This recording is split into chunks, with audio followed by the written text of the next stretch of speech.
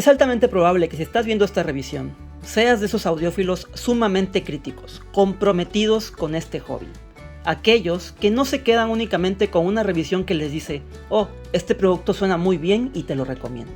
No, es probable que no seas de esas personas, sino que seas de esos audiófilos que en verdad quieren saber todo acerca de un dispositivo en el cual está interesado, por una simple y sencilla razón. Porque ya han pasado por muchos otros dispositivos antes, ya han pasado por muchísimos auriculares antes, es probable que hayas tenido 15, 20 o como yo, más de 40 auriculares distintos over-ear y finalmente hayas encontrado uno que te gusta muchísimo y que satisface todas las características de reproducción sonora que tú estás buscando para encontrar lo más cercano a una reproducción de la vida real.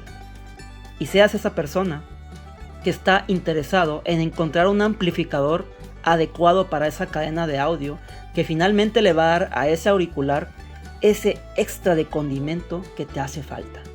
Pero para poder tomar una decisión adecuada es importante que entiendas y que conozcas más a fondo de las características del dispositivo en el cual estás interesado. En concreto, en esta revisión hablaremos del dispositivo amplificador Borson Soloist 3X Performance.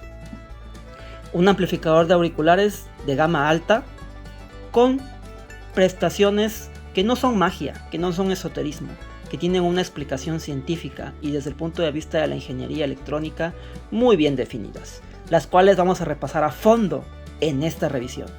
Pero para no aburrirte, voy a separar esta revisión en dos pedazos. En el primer pedazo voy a repasar únicamente mi experiencia como usuario audiófilo. Una experiencia únicamente de escucha utilizando diferentes audífonos. He probado con este amplificador audífonos de la gama de entrada, de la gama media, de la gama alta y de la gama premium. Todos over-ear. También me he dado el gusto de probar un on-ear, pero también, y muy importante, he probado auriculares tipo IM. Y sí, también he probado entry level y de gama premium, porque es importante poder ver todos los escenarios posibles de este amplificador. También lo he comparado con otros amplificadores que tengo aquí en mi repertorio y también lo he probado con distintas fuentes DAC. Es importante que entiendas que los DAC pueden sonar un poquito distinto dependiendo de cómo tratan el heater, también dependiendo de cómo es su fuente de alimentación, ya sea fuente conmutada, fuente lineal o un tipo especial como la que tenemos aquí, o incluso power banks, porque todo eso puede involucrar un cambio muy importante en la reproducción del sonido. Si tuviéramos una señal puramente limpia, todos los DAC sonarían iguales, si son Delta Sigma, pero como no es así, cada uno implementa diferentes tecnologías para entrega de señales más síncronas y para la entrega de señales más limpias, libres de trascientes parásitos. Pero bueno, eso es otro rollo. A lo que voy es de que he probado este amplificador y preamplificador de diferentes formas posibles. He utilizado la salida XLR, he utilizado la 6.3 mm, la 3.5 mm. También he utilizado el escenario de ganancia baja, ganancia media, ganancia alta, el modo especializado que tiene un bypass sobre este pod y que te lanza todo el poder de golpe controlando con un preamplificador externo al dispositivo. También he probado ese modo de amplificador de potencia. También he probado las distintas entradas, ¿no? La entrada RCA, las entradas XLR y también he probado la preamplificación que incluye por salida XLR. También, obviamente, tenemos que probar el micrófono, la entrada de micrófono. Y también he tratado de conectar este amplificador utilizando una línea de pared totalmente común y corriente, o sea, sin instalación de tierra física y sin filtro de trascientes, y también he utilizado mi acondicionador de corriente, el cual filtra trascientes de pared con la correcta instalación de tierra establecida en mi domicilio. Bueno, sin más preámbulos, yo creo que voy a empezar un poco hablando de lo que encuentras en la página de internet, y para eso aquí tenemos nuestra computadora, en la cual podemos encontrar un poco de la información básica de este amplificador de auriculares. Y nosotros podemos ver que tenemos una descripción breve del dispositivo. De forma rápida te voy a decir que este amplificador de auriculares se promociona como un amplificador que tiene por la salida XLR una potencia de 8 watts como máximo y por la salida single end de 4 watts como máximo. También se promociona como que tenemos la posibilidad de intercambiar los amplificadores operacionales que tenemos en el interior. También se promociona con que tenemos un control de volumen regido por este chip Muses 72320. ¿Qué más podemos ver? Bueno, aquí también menciona mucho la importancia de tener este control de volumen completamente digital regido por este chip basado en escalera de resistores. Tenemos una separación de canales de 120 decibeles y un control muy fino de pasos de tan solo 0.5 decibeles. Eso quiere decir que le podemos subir el volumen tan solo 0.5 decibeles por paso. Bueno, aquí está una foto de cómo es por dentro, pero todo esto lo voy a abordar en la segunda parte de esta revisión, en la review técnica a fondo. Por lo pronto no nos tiene que interesar mucho.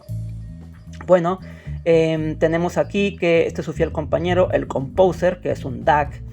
Tenemos el modo de preamplificación de bocinas. Podemos conectar atrás lo que es unas bocinas activas y poder usarlo el dispositivo como preamplificador. Lo demás pues son otros detalles técnicos que también repasaremos más adelante. Y bueno, la impedancia de salida del jack de auriculares es tan solo de 0.5 ohms.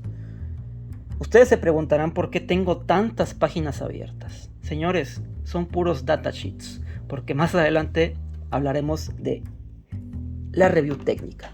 Bueno, no quiero decir más al respecto, más que el precio. Tiene un precio de $1,200. Y a eso tienes que cargarle sí o sí los impuestos cuando llegue a tu ciudad. Yo tuve que pagar impuestos. Entonces te viene costando aproximadamente en pesos mexicanos entre 26 y 28 mil pesos. Pero bueno, vale la pena. Este amplificador viene alimentado por una power supply. Una power supply común y corriente que puede entregar 25 volts y 3 amperes. Como ustedes pueden ver, se ve común y corriente. Ustedes se preguntarán, ¿y por qué un amplificador de alta gama tiene una power supply de computadora? Bueno, pues lo que ocurre aquí es de que en el interior no tenemos un pad de lo que es la entrega de la corriente y el voltaje directo hacia lo que son los amplificadores de potencia. No, señores.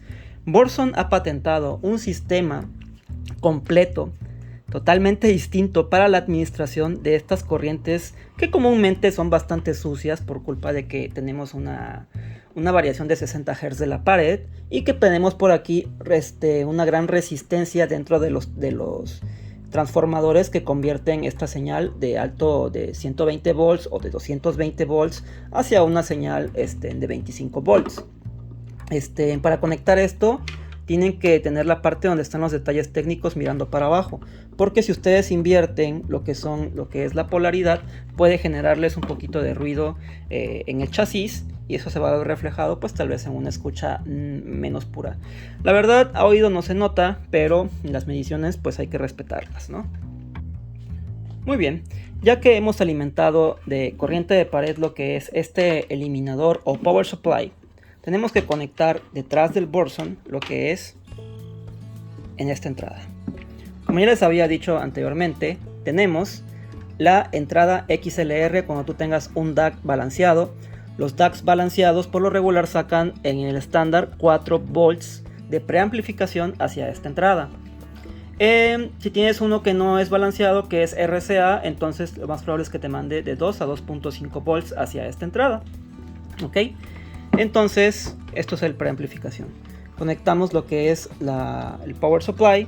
Ya tenemos alimentado lo que es nuestro Burson Soloist. Vamos a hablar un poco de las funciones de este amplificador. ¿Ok? Entonces, aquí tenemos el botón de prendido. Al oprimirlo se escuchará luego que entra un relevador. Este relevador es de protección. Va a esperar unos cuantos segundos antes de lanzar la señal que está entrando directamente de la salida de auriculares. Eso se hace por protección. Más adelante hablaremos de esos relevadores. Aquí tengo el datasheet de esos relevadores que se están utilizando.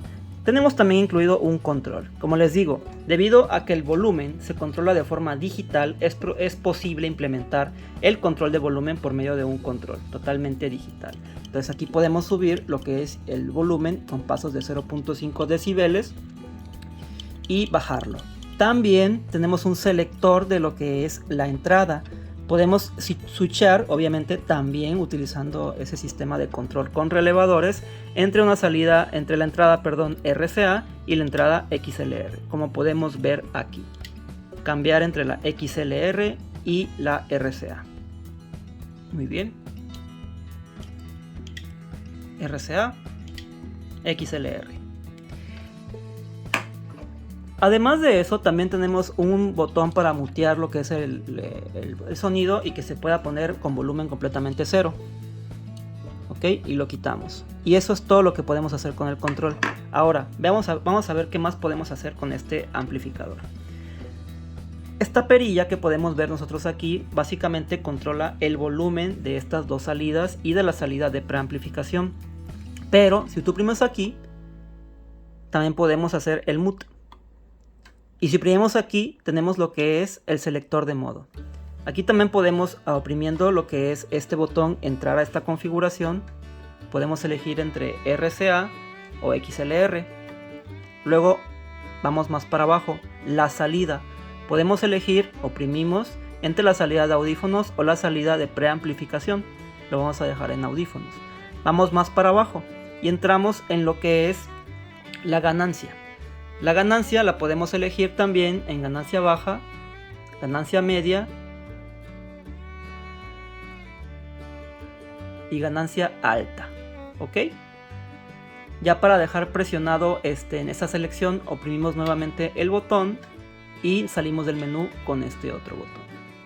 Eso es únicamente las funciones que tiene de este lado.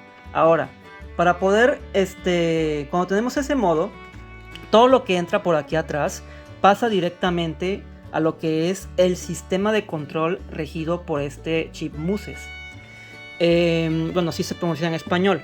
Este chip Muses va a recibir esta señal que previamente pasó por un amplificador operacional Burson que tiene en el interior, y después Muses va a controlar paso a paso todo lo que es la señal, y después ya la va a mandar al pad de amplificación de potencia. Si tú pones el modo de preamp, lo que va a hacer es que va a entrar la señal, va a pasar por el operacional, va a pasar a Muses y después va a pasar al otro operacional para hacer el preout. ¿Ok? Si tú no quieres utilizar este Muses para controlar lo que es el volumen de lo que es tu Burson, lo que hay que hacer es mantener oprimido 12 segundos este botón. Mientras tú lo mantienes oprimido, lo que va a pasar es que va a pasar un bypass, un relevador se va a activar y ahora vamos a entrar en el modo de amplificación de potencia. En el modo de amplificador de potencia, este amplificador te va a lanzar los 8 watts de golpe. Todo por completo, la amplificación al máximo.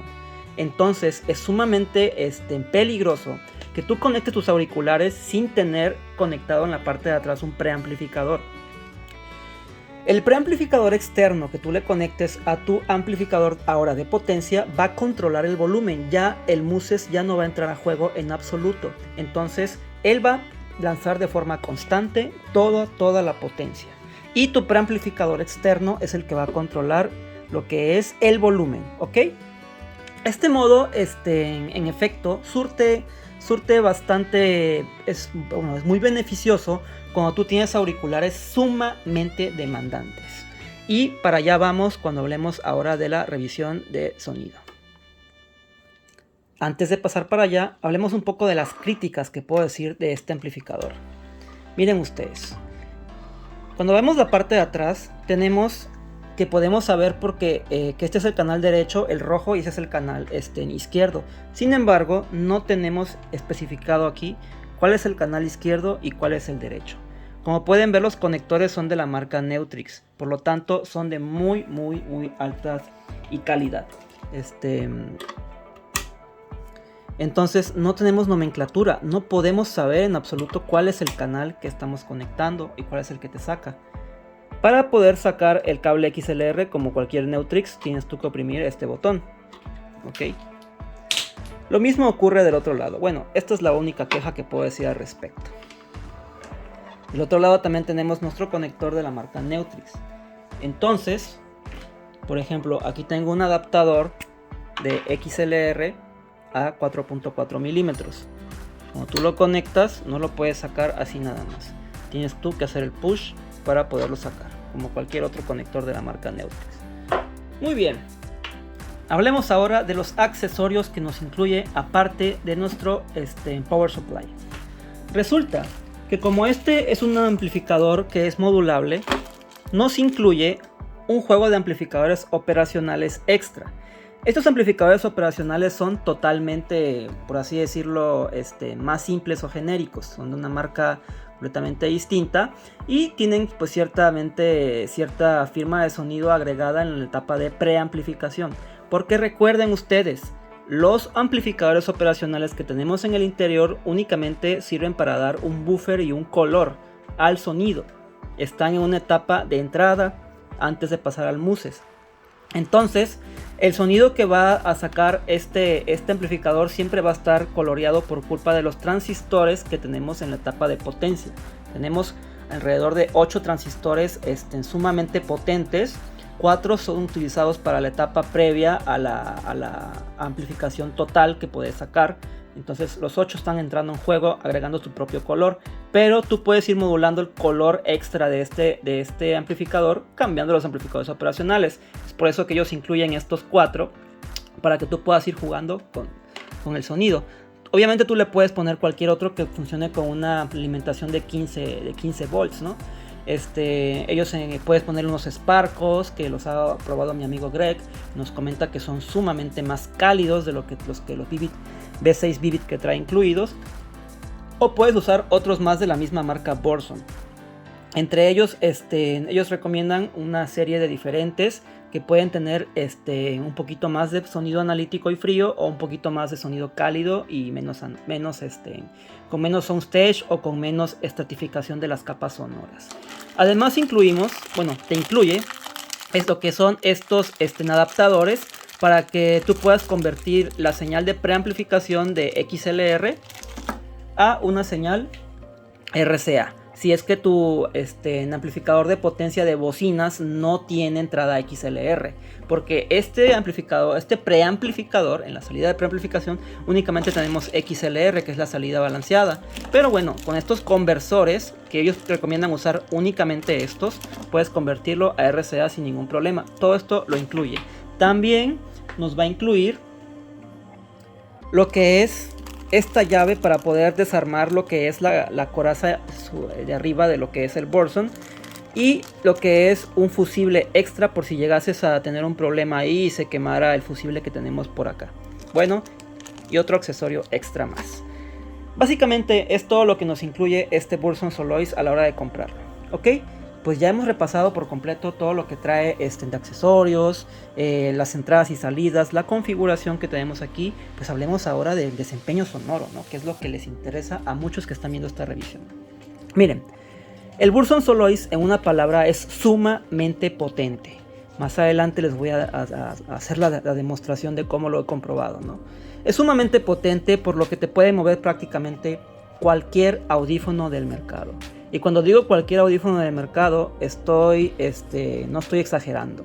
Porque en las mediciones que más adelante mostraremos, este amplificador tiene un pico de hasta 15 watts a 32 ohms. 15 watts monstruosos. A pesar de que nos está reportando 8 watts, no son 8 watts, son 15 watts con un poco de clip. Y con eso te puedes mover pues prácticamente lo que sea. Yo he probado con estos auriculares que tenemos aquí, Sennheiser HD800, Hi-Fi Manaria, Focal Radiance, el Audis LSD4, el Edition XS, con el TIA Trio de 64 audio, con muchos otros más que tengo por allá, de la marca Sigma, de la marca Sony, de Hi-Fi Man, etcétera, etcétera. Y pues, lo que te puedo decir a grosso modo es que vale mucho la pena este amplificador. El sonido en general que tiene este amplificador es un poquito cálido, pero no es tan cálido como sería, por ejemplo, en el Schiit Jotunheim 2. El Schiit Jotunheim 2 tiene un poquito más alzado, pero ligeramente por unos decibel tal vez, o 1.5, lo que es el rango de frecuencias bajas. Pero además tiene un extra de cuerpo en lo que son bajos, en lo que son medios y lo que son los agudos, dándonos la sensación de que no tiene tanto detalle. Cuando tú pasas al Burson Soloist, te das cuenta que ese cuerpo que tiene en exceso el Schiit Jotunheim 2, aquí ya no existe. Haz de cuenta que, por ejemplo, para que te des una idea, el cuerpo que puede tener en el THX SMSL es como mi dedo. Lo que tiene el Burson Soloist es como 2 dedos, y lo que tiene el Jotunheim 2 es como 3 dedos. Así te puedes dar una idea del cuerpo que tiene en todas las frecuencias este amplificador comparado con otros. Existe el caso, por ejemplo, que hay muchos amplificadores para auriculares que tienen mucho cuerpo en el bajo, mucho cuerpo en el medio, y el agudo se adelgaza de golpe. Eso es un problema de incoherencia muy grave que tienen muchos amplificadores. Aquí no te preocupes, no vas a tener ese problema de diseño muy feo que pueden tener esos amplificadores pues gamas muy inferiores, ¿no? Aquí tenemos el mismo cuerpo en bajos, medios y agudos. La estratificación de capas sonoras está muy bien lograda.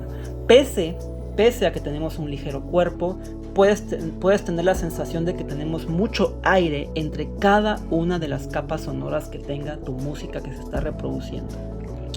Con cualquier auricular que tú lo escuches, vas a sentir que tenemos bastante aire entre capas sonoras y que no se están mezclando, de que no existe un crosstalk entre cada uno de los canales cuando tú reproduces tu música. Por ejemplo, en el Schiit Jotunheim 2, cuando tú reproducías por la salida 6.3 milímetros, podías notar cierto crosstalk, o sea, un poquito de lo que se escuchaba en este canal se mezclaba en y eso hacía que la separación de canales no fuera muy bien delimitada.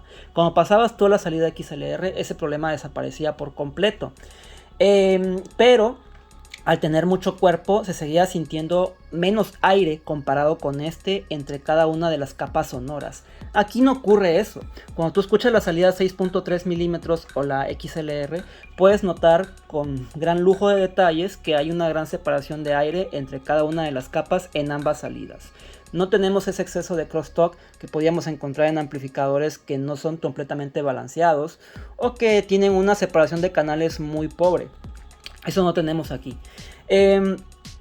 Respecto a dinámicas, el amplificador no es el más dinámico, pero eso ocurre por un efecto psicoacústico. El amplificador es sumamente dinámico en realidad debido a su potencia y al control de corriente que puede dar, pero la sensación de que tenemos un poquito de cuerpo te puede dar la sensación errónea, valga la redundancia, de que el amplificador no es tan dinámico como un THX. Los THX, al ser sumamente áridos, sumamente flacos, te puede dar la sensación de que las frecuencias se están moviendo rápidamente. Y el hecho de que tengas un amplificador muy corpulento, por ejemplo el Schiit Jotunheim 2, te puede dar la sensación de que es menos dinámico que ese, pero no. El dinamismo puede ser incluso superior porque tenemos un mejor control de la corriente. Con esto ocurre algo parecido al Schiit Jotunheim 2. A pesar de que se siente mucho más dinámico del Schiit Jotunheim 2, porque aquel tiene más cuerpo, a pesar de que se siente mucho más dinámico, sí puede darte la sensación de que un THX es más dinámico, pero no es así. Les digo, es simple y sencillamente que te pongas muy serio a hacer la comparación y te des cuenta de que en realidad sí tenemos bastante dinamismo. Hablando del rango dinámico, este es de los pocos amplificadores que me ha podido mostrar rangos dinámicos muy extensos. Las diferencias de volumen entre pasajes que tienen muy bajo volumen y pasajes que tienen muy alto volumen se pueden notar con creces sin ningún problema. Ahora, algo que me ha impresionado muchísimo y ya lo repetí antes y ahora lo vuelvo a repetir, es la sensación de soundstage amplio. Este amplificador es la primera vez que yo escucho un sistema que es capaz de darme una sensación de soundstage muy amplio. El Schiit Jotunheim 2, cuando yo lo escuché, se sentía definitivamente más amplio que un THX, pero en se siente incluso un poquito más ancho de lo que es el Schiit Jotunheim 2. Y yo creo que lo asocio finalmente a eso, que tenemos un poquito menos de cuerpo, digamos así. El Schiit Jotunheim 2 tiene más soundstage de lo que es un THX, pero este tiene el mismo que aquel, pero el hecho de que tenga menos cuerpo da la sensación de que es todavía más amplio. Finalmente es un efecto psicoacústico, como ya lo había dicho anteriormente. Hablemos ahora de los escenarios de escucha. Cuando tú estás escuchando, por ejemplo, lo que es un audífono que es muy fácil de mover, como sería, por ejemplo, el Focal Radiance, yo te recomiendo sí o sí pasar por completo a lo que es la amplificación en ganancia baja. Lo mismo va a ocurrir con lo que es audífonos IM. Este audífono IM, al igual que por ejemplo el KZZ-AX, es muy recomendable que utilices un sistema que esté optimizado para cosas sumamente sensibles y de baja impedancia. Cuando tú pones el Burson Soloist en ganancia baja, tiene el mismo ruido de fondo con este audífono IM que tendría, por ejemplo, un iVaso DX220. No es el amplificador más adecuado para un audífono así de sensible como sería el TIA Trio. Y eso lo comprobé, por ejemplo, utilizando distintos cables. Cuando lo conecté a la salida balanceada usando este cable Effect Audio en el TIA Trio, me di cuenta que tenía bastante hiss y no podías controlar por completo ese ruido de fondo. Cuando yo conecté el cable de fábrica, que es 3.5 milímetros, y a la salida 3.5, ese hiss disminuyó muchísimo. Y ahora sí se comparó a un DAB de gama alta, pero de lo que es la línea de hace 3 años anterior. Por ejemplo, el iVaso DX220. El iVaso DX220 sí puede llegar a presentar un poquito de hiss de fondo, con lo que son audífonos sumamente sensibles. Ahora, conectando por ejemplo mi Blond Max, ese hiss ya desapareció prácticamente porque ese audífono es un poquito más difícil de mover de lo que sería, por ejemplo, el TIA Trio. Entonces, definitivamente no es el mejor amplificador para utilizar con audífonos altamente sensibles IEMs. Pero miren, no es el día y la noche, puede que yo esté exagerando. La verdad, cuando yo utilizo estos DABs, por ejemplo, si yo utilizo el FIO M15 en ganancia alta con el TIA Trio, tiene el mismo ruido de fondo de lo que tendría el Burson Soloist en modo de ganancia baja, con ese auricular TIA Trio. Obviamente no lo puedo comparar, por ejemplo, con el Astellan Kern, porque el Astellan Kern tiene un manejo de la potencia y de la corriente especializado para lo que son audífonos altamente sensibles. Entonces ahí sí se nota claramente que tiene menos ruido de fondo. Hablemos de otro escenario. Si yo pongo la ganancia baja, por ejemplo, con lo que es el Focal Radiance, que es fácil de mover, no voy a encontrar absolutamente nada de hiss. Incluso si yo me voy a la siguiente ganancia, que vendría a ser la ganancia media, también se escucha bastante limpio el Focal Radiance. Pero definitivamente con la potencia que tiene este amplificador, yo me quedo con la ganancia baja para el Focal Radiance. Para lo que es el Hi-Fi Man Aria, sí recomiendo pasarse a la ganancia media. En la ganancia media, más o menos, si yo estoy utilizando una entrada de preamplificación de 4 volts, yo necesito subirle más o menos en ganancia media a lo que es el Hi-Fi Man Aria, más o menos como 20-25 pasos de volumen. Lo máximo de volumen que puede tener este amplificador, aquí lo podemos ver, es 99, para que se den una idea. Ahora, si yo lo dejo en ganancia media y conecto, por ejemplo, un audífono altamente demandante como sería el Audyssey LSD4, tengo que subirle muchísimo, señores, muchísimo, arriba de 50 para que suene. Entonces, en ese escenario, definitivamente tienes que activar lo que es la ganancia alta, únicamente para audífonos como ese. Entonces, ahí sí, nada más con subirle aproximadamente a 30 de volumen, ya estoy manejando por completo lo que es el Audyssey LCD4. Con el Sennheiser HD800, inclusive la ganancia alta es mucho para él. Yo tengo que bajarle pues un poco más, como a 20, porque inclusive logro detectar un ligerísimo hiss de fondo, una cosa mínima, una cosa tan mínima que la verdad puedo sonar muy exagerado. Entonces yo me atrevería a decir que el Burson Soloist tiene tanta potencia que para lo que es el HD800 basta con la ganancia media y subirle a un volumen más alto. Pero bueno, miren ustedes, ahora les voy a hablar de la diferencia que noté utilizando, por ejemplo, el modo de bypass, pasándose lo que es el Muses directamente a lo que es amplificador de potencia y controlándolo con un preamp externo. Cuando yo activo el modo ese modo de amplificador de potencia y controlo el volumen con lo que es un preamplificador externo, resulta que el Audyssey LCD4 por fin despierta. Saca por fin esa dinámica, ese slam, ese punch que hacía falta en el Burson cuando yo lo ponía en el modo de amplificador de audífonos. Pareciera que este auricular necesita constantemente que se le esté mandando cantidades brutales de energía para que siempre esté de cierta manera funcionando correctamente.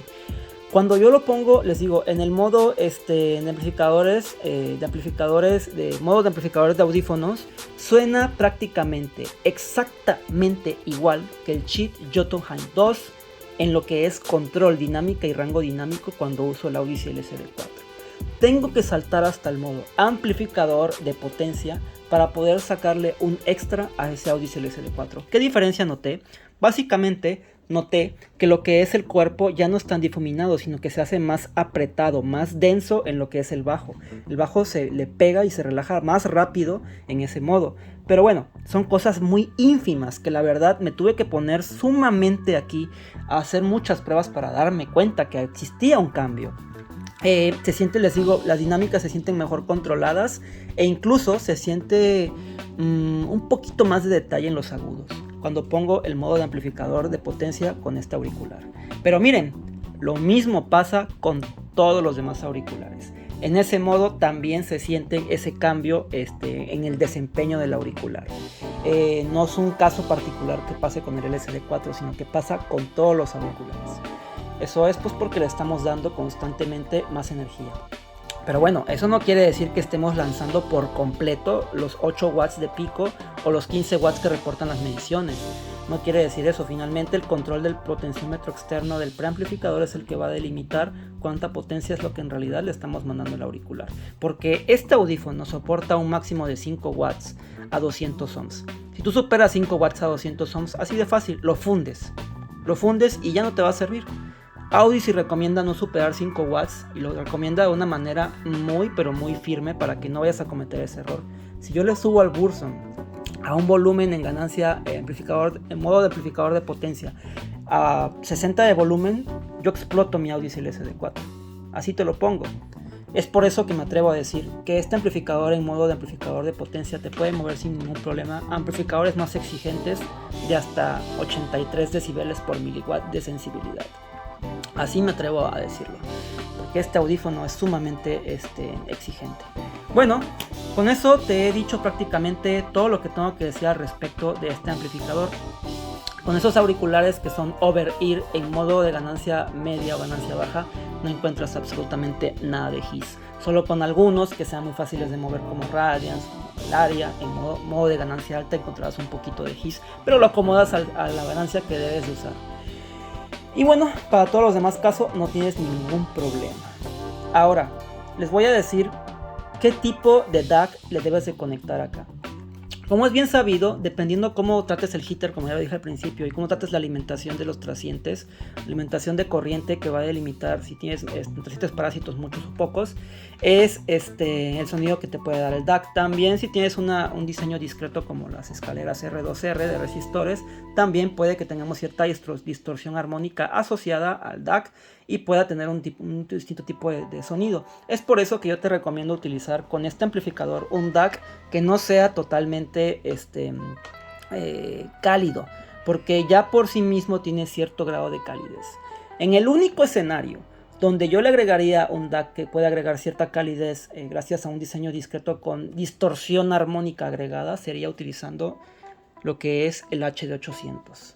El HD800 con este amplificador sigue sonando un poquito frío, un poquito lastimoso, porque finalmente no tenemos tanto cuerpo. Con Jotunheim 2 o Valhalla 2 ya suena mejor lo que es el HD800. Incluso con Valhalla 2 suena exquisito comparado inclusive con el Jotunheim 2. Si tú quieres utilizar por ejemplo ese audífono, entonces te recomendaría que utilizaras un DAC que mete mucho THD armónico, finalmente mucho cuerpo y segundos armónicos pares, acompañando lo que es el Burson, para que tú puedas mover auriculares muy, muy fríos como ese, muy analíticos. Si no quieres hacer eso y tú quieres quedarte con tu Delta Sigma, que es sumamente neutral, como deben de ser todos los DACs que están bien implementados. Tú quieres utilizar ese tipo de DAC, entonces lo que tienes que hacer es entrar, abrir este Burson y modificarle lo que es los operacionales que tiene en las entradas, porque eso finalmente te va a permitir modular el timbre de este amplificador. Pero acuérdense, señores, los DACs no deben sonar diferentes uno de otro. Cuando suenan diferentes porque tenemos una tasa de bit erróneo muy elevada en alguno de ellos, o porque tenemos una desincronización de la entrega de bits, que es el famoso jitter, que va a hacer que finalmente se encuentre una información errónea, o porque tenemos una fuente de poder muy sucia. En esos únicos casos tenemos diferencias de sonido entre DACs delta sigma. Si no hay esos problemas, no tiene por qué sonar diferente un DAC de otro. Esa es la realidad. O tal vez porque le estás metiendo DCP, ¿no? Bueno, señores, pues hasta aquí la revisión del Burson Soloist en lo que es nuestra experiencia únicamente de sonido. Vamos a la segunda parte de esta revisión. Si no te quieres quedar, te puedes ir, pero ahora sí vamos a ir a lo que es lo más importante, la review técnica. El Burson Soloist, a diferencia de otros amplificadores que son de gamas más bajas, porta en su interior piezas o dispositivos totalmente de gama alta. ¿Qué van a darnos extra esos dispositivos de gama alta? Principalmente librarnos de trascientes parásitos que puedan modificar nuestra respuesta en frecuencia o que puedan modificar nuestra respuesta transitoria de nuestra música. Por ejemplo, el famoso trasciente muy conocido de 60 Hz por culpa de la señal de pared viene por culpa de que nuestra señal de pared trae 120 volts aquí en América y 220 volts allá en Europa, y trae una oscilación de 60 Hz, la cual tiene que ser rectificada por nuestro puente de diodos y ser disminuida en voltaje por lo que son nuestros transformadores. Esos transformadores como tal tienen cierta resistividad por el exceso de giros que tiene que tener el alambre alrededor del núcleo, ¿no? Entonces finalmente no hay un filtrado como tal de esos 60 Hz en el puente de diodos, y finalmente lo que se obtiene es una señal con ligero oscilación en el extremo superior. No está totalmente rectificada. Ese ruido se escucha siempre en esos amplificadores de muy bajos niveles o muy bajos controles de calidad. Burson se ha preocupado muchísimo por poder eliminar ese problema e inventó y patentó un sistema llamado MCPS. ¿En qué consiste este sistema? Pues básicamente es lo que yo les dije. Anteriormente Burson usaba estos transformadores toroidales que son muy famosos y conocidos porque no meten más ruido a la señal que se está rectificando. Aquí está el proceso que ocurre. Tenemos la señal de 60 Hz de oscilación. Lo primero que se hace es hacer una pequeña rectificación. Bajar el voltaje primero con el transformador y hacer la rectificación, y luego la segunda rectificación para que quede una señal que en vez de que tenga 60 Hz y 120 quede como una señal únicamente de DC o corriente continua con un voltaje mucho más bajo. En este caso muestran el ejemplo de 18 volts. ¿Ok? Bueno, pues resulta que ellos pues sí siguen haciendo eso, pero por una power supply externa. Y están conscientes que lo que viene entrando es una señal de este tipo, una señal sucia. Pero ellos han agregado un sistema extra basado en transistores que tienen menos de 1 ohm de resistencia, y que además lo que se hace es subir esa señal, se hace una modulación de esa señal que puede tener información de 60 Hz hasta 170 kHz. 170 kHz es una señal que es totalmente inaudible para las personas, y con eso se garantiza de que prácticamente lo que tenemos aquí es como un sobremuestreo de esa señal que teníamos originalmente, y básicamente se ve como una señal continua. De esa manera garantiza Burson que ya no tenemos absolutamente ese famoso hum de ruido que vienen las fuentes de poder clásicas, que son las conmutadas o las fuentes lineales que están en el interior de estos amplificadores de potencia. También tenemos un chasis muy curioso.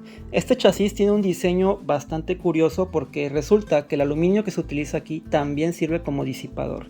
La disipación del calor que pueden emitir los transistores de potencia puede ser disipada sin ningún problema por todo el chasis por completo. Es muy probable también que si estás viendo este video seas de esas personas que les gustaría saber cómo abrir su Burson, y por eso lo vamos a abrir para ver en su interior qué tenemos.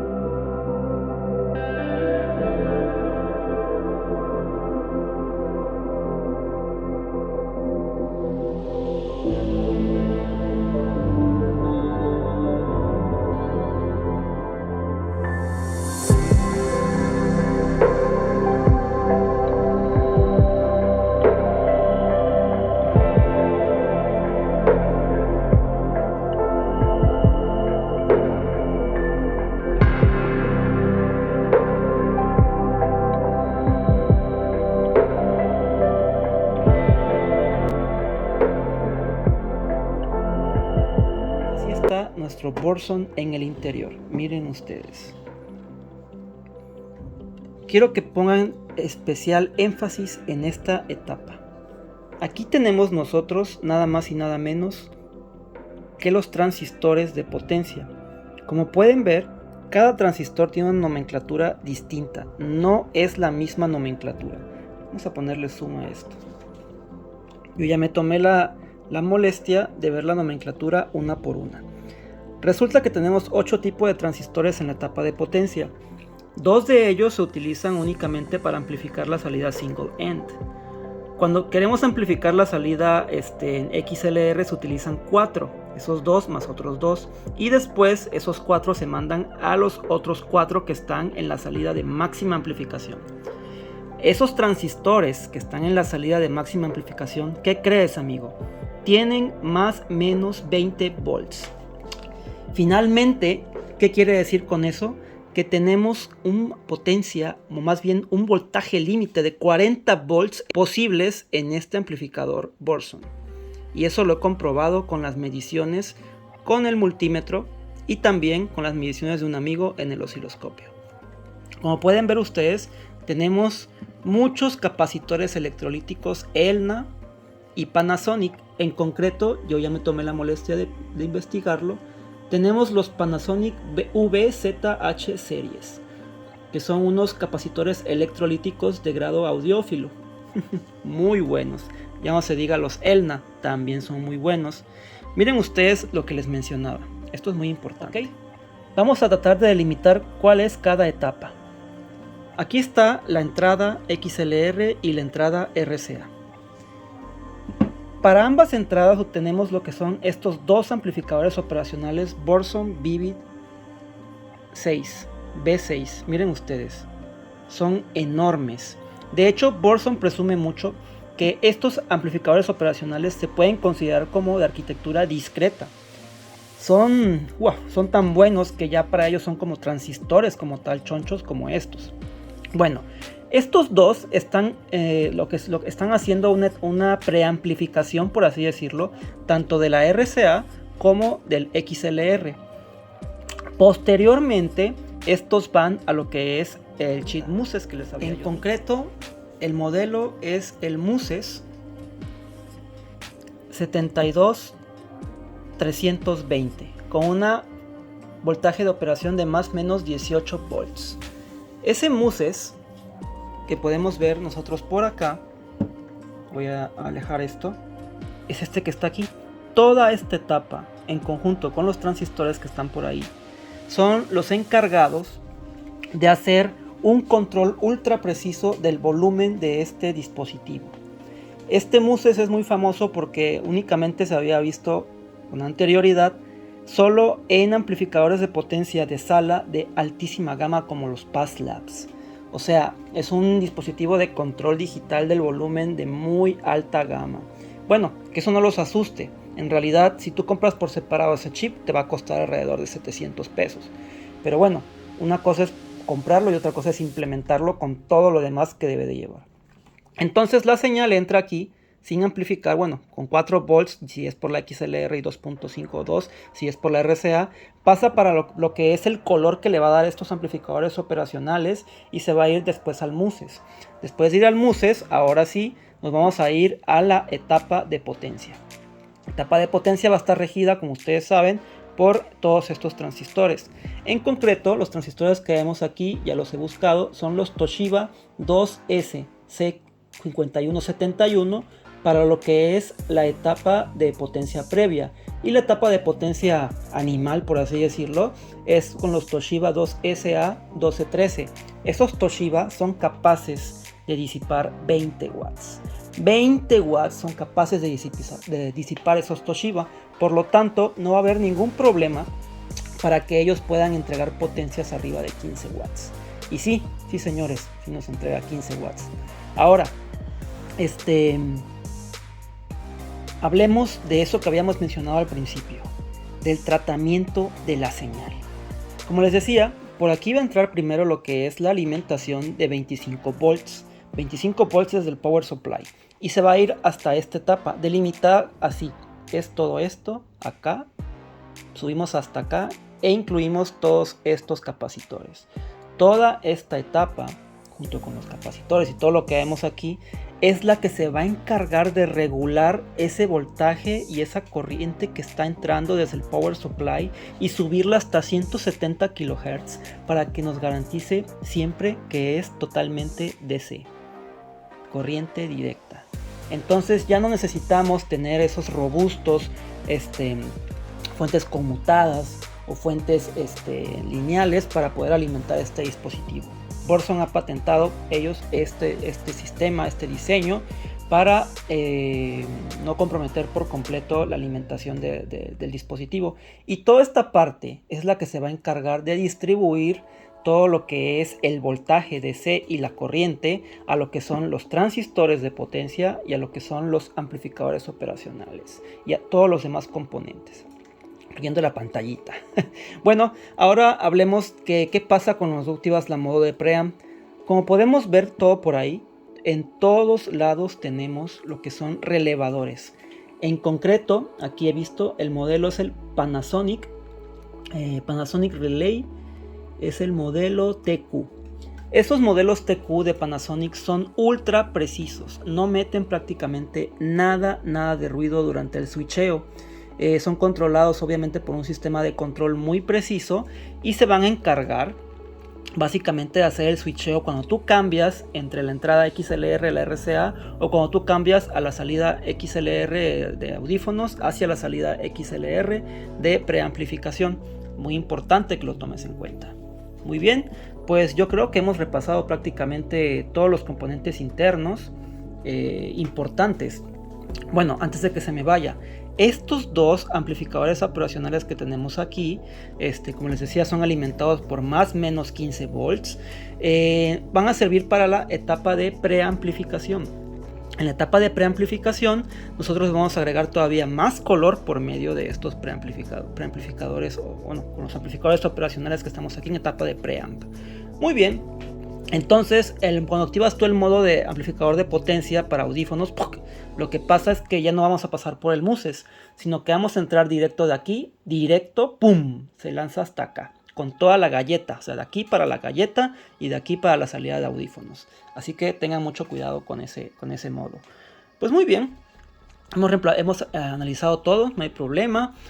Quiero mencionarles que estos amplificadores operacionales que incluye de serie, que son los V6 Vivid, tienen unos ganchitos. Estos ganchitos hay que retirarlos, son de seguridad, para que tú puedas después retirar lo que son los amplificadores operacionales y poderle conectar los que tú prefieras, ¿no? Aquí les digo, incluye otros 4 más, que son para que igual tienen la misma alimentación, más o menos 15 volts, para que tú los puedas reemplazar por estos 4. Pero bueno, ¿quién va a querer reemplazar estos sencillos por estos Borzon V6? Pues nadie, ¿no? Tal vez por unos Sparkos o por otro Borzon, el V5, no sé, por otro tipo de amplificador operacional Borzon. Y ahí sí, con mucho gusto se podría reemplazar. Ahora sí, hablemos de las pruebas que yo hice y las pruebas que hizo mi amigo. Resulta que esta persona hicieron las mediciones por un osciloscopio para ver cómo se respondía a la potencia de salida del Borzon Soloist. Ellos encontraron que tenemos un valor máximo en voltaje en el osciloscopio de 40 volts pico. 40 volts pico tenemos a la salida en la máxima potencia en el Borzon Soloist cuando metemos una carga de 600 ohms. Cuando ellos metieron una carga más o menos de 30 ohms, se redujo bastante hasta 30 volts. Hay que distinguir que el voltaje pico no es como tal el voltaje que es el que nosotros medimos con el multímetro, porque el voltaje pico lo que hay que hacerle todavía es multiplicarlo con 0.707, como ya le he dicho en otros videos. Finalmente eso lo va a reducir bastante y ese es el voltaje que finalmente promediado es el que mide el multímetro y el que nos importa, porque es el que es efectivo, es el que es limpio, es el que nos va a importar. Entonces en el voltaje pico no podemos tomarlo en cuenta, porque resulta que en las mediciones con osciloscopio aparece ya lo que es el famoso clip. Cuando el amplificador ya no puede dar la potencia suficiente, entonces empieza a rectificar el extremo superior de lo que es la señal senoidal y se empieza a lo que es achatar. Cuando se achata, entonces todo eso se convierte en distorsión total. Distorsión total. Bueno, entonces yo quise hacer mis propias mediciones para poder comprobar eso, y lo que hice fue mandar una señal, un tono de 20 Hz directamente a lo que es la entrada del Burson, en la entrada de atrás. Mandé la señal de 20 Hz, no elegí 1 kHz, 1 kHz debe ser el estándar, pero 1 kHz mi multímetro no lo alcanza a detectar, entonces mandé de 20 Hz como si fuera una señal de pared, 60 Hz también, senoidal, grabación mono por completo en ambos canales, y la mandé a amplificar en el modo de amplificador de potencia en el Burson Soloist. Medí primeramente sin meter carga y encontré lo que es un voltaje RMS máximo de aproximadamente 36 volts. La verdad me asusté mucho cuando vi ese número, porque yo dije, no manches, o sea, es muchísimo. 36 volts, estamos hablando de que podemos tener más de 15 watts efectivos. Entonces decidí poner una resistencia de 30 ohms para hacer la medición. Sin embargo, la resistencia, esta resistencia que yo utilicé es una resistencia que es capaz de disipar únicamente alrededor de 500 miliwatts, 0.5 watts. No puede disipar más. Y yo dije, bueno, si esta cosa en realidad saca más de 1 watt a 30 ohms, esta resistencia se va a fundir. Sin embargo, yo quería ver reflejado en la pantalla del multímetro los 30 volts. Entonces conectamos la resistencia en lo que es de forma paralela a la medida del multímetro, mandamos la señal de 20 Hz y pasó lo que tenía que pasar. El resistor no soportó lo que son lo que es la potencia del Burson. Nos mostró el multímetro claramente que llegamos a los 30 volts reportados en HeadFi RMS, y en efecto, señores, tenemos 30 volts de salida. Claro, ese valor es un valor que tiene mucho clip, y en realidad lo que tenemos de potencia efectiva en este Burson es alrededor de 14 watts. 14 watts a 30 ohms más o menos es lo que tenemos en realidad cuando conectamos el resistor. Recuerden cómo hacer la conversión. Agarramos el voltaje, lo elevamos al cuadrado, lo dividimos entre la resistencia de carga y encontramos los watts efectivos. Y bueno, una prueba para ver cuánto saca el Burson Soloist por XLR. La resistencia es de 100 ohms. Esto es más peligroso porque si se dispara mucho la corriente puede quemar el resistor, así que vamos a darle play rápido. Y bueno, amigos, pues ahora sí, con esto lo que puedo concluir es de que estamos parados ante un amplificador verdaderamente high-end, con una terminación totalmente pulcra, totalmente modulable también en lo que es su sonido y su timbre, de altas prestaciones, capaz de mover prácticamente lo que sea, con autoridad, control, limpieza y un timbre bastante natural. Bueno, amigos, pues sin más, esto fue la revisión del Burson Soloist 3X Performance. Cualquier duda me pueden decir. Hasta la próxima. Bye.